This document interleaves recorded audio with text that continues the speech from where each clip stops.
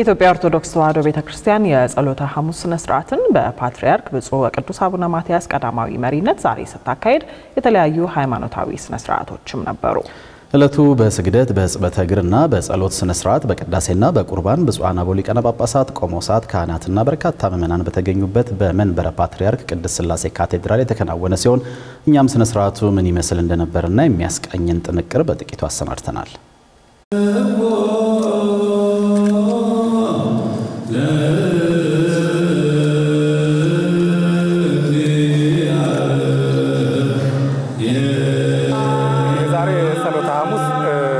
የመጀመሪያው ሐሙስ የመጨረሻው ሐሙስ ለብሉይ ኪዳን የመጨረሻ ለሐዲስ ኪዳን ደግሞ የመጀመሪያ ሐሙስ ለየት ያለች ሐሙስ ለየት ያለት ዕለት ለየት ያለት ቀን ነች። የዛሬው ዕለተ ሐሙስ ጸሎተ ሐሙስ ማለት ጌታችን መድኃኒታችን ኢየሱስ ክርስቶስ ለሰው ልጆች ትሕትና ያሳየበት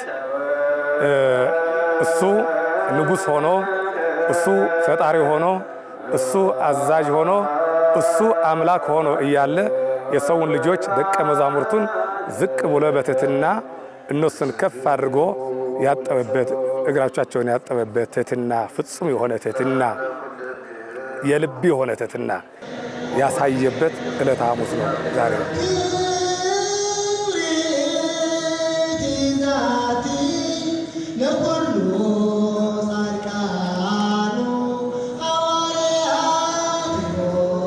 ሌላኛው መስዋዕት ኦሪት ወይም ደግሞ የብሉይ ኪዳን መስዋዕት የቀረበት ለአንዴና ለመጨረሻ ከአዳም እስከ ክርስቶስ የነበረው ለእግዚአብሔር መስዋዕትነት ሲቀርብ በተለያዩ እንስሳት በርግብ በጠቦት በጊደር በዋኖስ በተለያዩ እንስሳት ብቻ በእንስሳት ደም ነበር መስዋዕት የሚቀርበው ለእግዚአብሔር። ነገር ግን ጌታችን መድኃኒታችን ኢየሱስ ክርስቶስ ራሱ መስዋዕት አቅራቢ ራሱ ኢየሱስ ክርስቶስ መስዋዕት ተቀባይ የመስዋዕቱ ባለቤት ራሱ ሆኖ መስዋዕት ነገ በመስቀል ላይ የሚቆረሰው ስጋዬ ይሄ ነው በመስቀል ላይ የሚፈሰው ደሜም ይሄ ነው ብሎ ስጋውና ደሙን ለሰው ልጆች በነፃ የሰጠበት ዕለት መስዋዕት ኦሪትን ፍጹም ያስቀረበት መስዋዕት ሐዲስ ኪዳን የጀመረበት ዕለተ ሐሙስ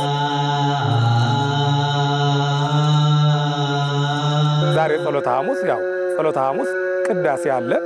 ምንድነው ቅዳሴው? ቅድም እንደጠቀስኩት ስጋውና ደሙ ይሄን ስጋዬን የበላ ደሜን የጠጣ የዘላለም ሕይወት አለው፣ ይሄን ስጋዬን ያልበላ ደሜን ያልጠጣ ግን የዘላለም ሕይወት የለው ብሎ ያሰመረበት ይሄ ግዴታ ትእዛዝ ማለት ነው። ስጋዬን የበላ ደሜን የጠጣ የዘላለም ሕይወት አለው፣ ስጋዬን ያልበላ ደሜን ያልጠጣ ግን የዘላለም ሕይወት የለውም። ይህ ትእዛዝ ነው። የኢየሱስ ክርስቶስ ትእዛዝ ነው።